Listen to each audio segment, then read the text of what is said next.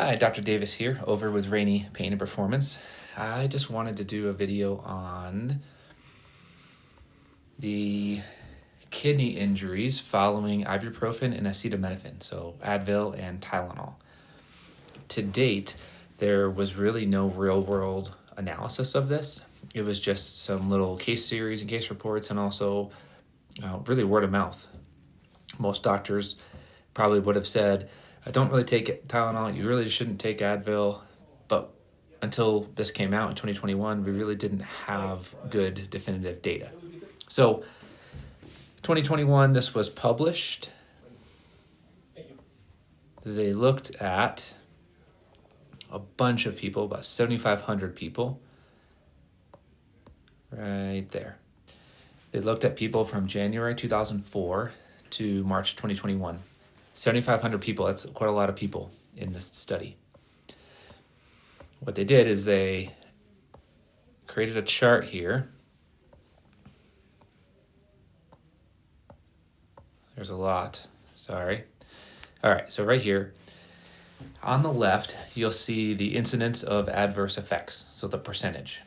And if you look at the blue dot, it's at about 2.5%. So of all of those 7,500 people, in the first 121 to 240 days, about 2.5% of them had an adverse reaction. Tylenol, about 0.75%.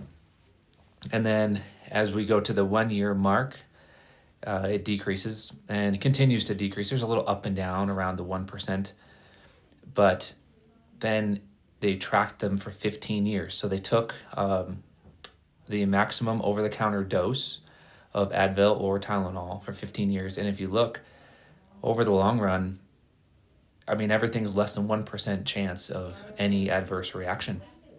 So this is really good nail in the coffin when we see that long-term use of those is not actually an issue.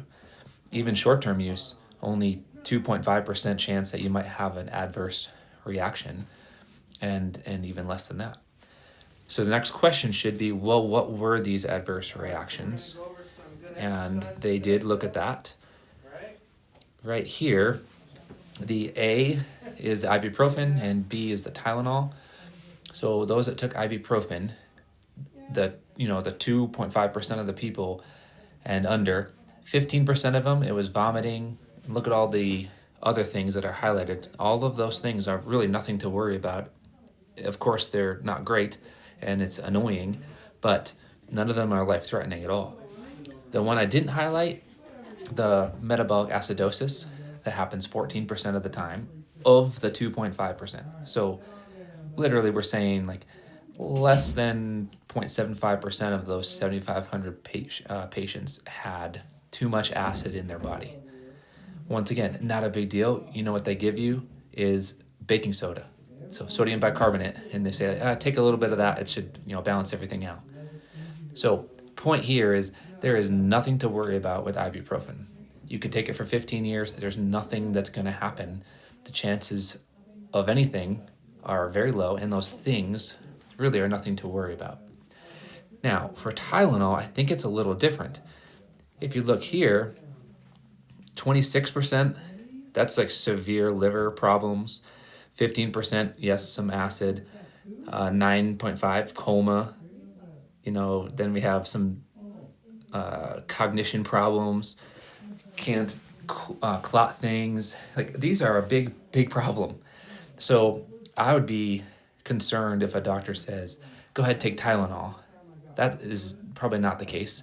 However, even those things seem bad. Tylenol still was only at most about 1 to 1.5% risk of any of those things happening. So would I take Tylenol if I really want to? Sure. Chances are very, very slim that I'll have anything happening to me. However, if I am in the 1%, the 1% of the time thing could be pretty bad. So moral of the story here is, if you got some pain, just take ibuprofen. It's not a big deal. I'd rather you take ibuprofen instead of Tylenol. This is great advice from research, not from just someone telling you what to do. So take it or leave it. I hope that helps, and I hope you have a good day.